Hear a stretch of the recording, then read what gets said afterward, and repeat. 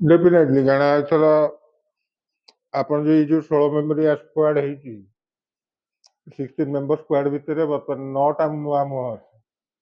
ଗୋଟେ ୟଙ୍ଗ ବଞ୍ଚ ଅଛି plus senior experience player ବି ଅଛନ୍ତି। ତେଣୁକରି ଏଇଟା 3ଟା ମ୍ୟାଚ୍ ପାଇଁ ଆମେ କରୁଛୁ।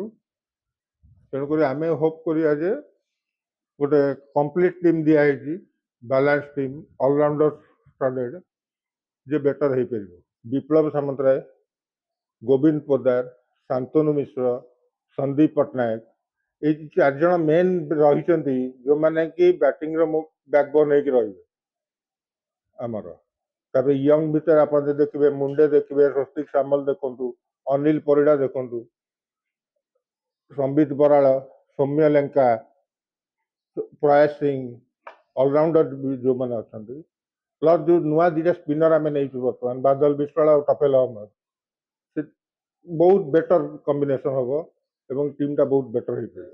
ଦେଖନ୍ତୁ ସିଏ ଗୋଟେ ଏମିତି ବ୍ୟାଟ୍ସମ୍ୟାନ୍ ଯିଏ ଷ୍ଟାର୍ଟଟାକୁ ସବୁବେଳେ ଦେଇପାରିବ, ଗୋଟେ ଏଣ୍ଡକୁ ସିଲ୍ କରିପାରିବ ଏବଂ ଛିଡ଼ା ହେଇକିରି ଗୋଟେ ବିରାଟ ଇନିଂସ ପାଇଁ ମୂଳଦୁଆ ପକେଇ ପାରିବ ଆଉ ଖେଳି ବି ପାରିବ।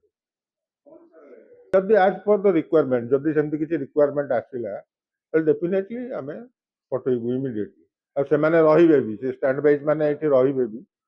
ତ ଦରକାର ପଡ଼ିଲା କ୍ଷଣି ଆମେ ତାଙ୍କୁ ଇମିଡ଼ିଏଟଲି ତାଙ୍କୁ ରିପ୍ଲେସ୍ କରିବୁ। ଏହି ଭିଡ଼ିଓଟି ଆପଣଙ୍କୁ କେମିତି ଲାଗିଲା କମେଣ୍ଟ କରି ଜଣାନ୍ତୁ।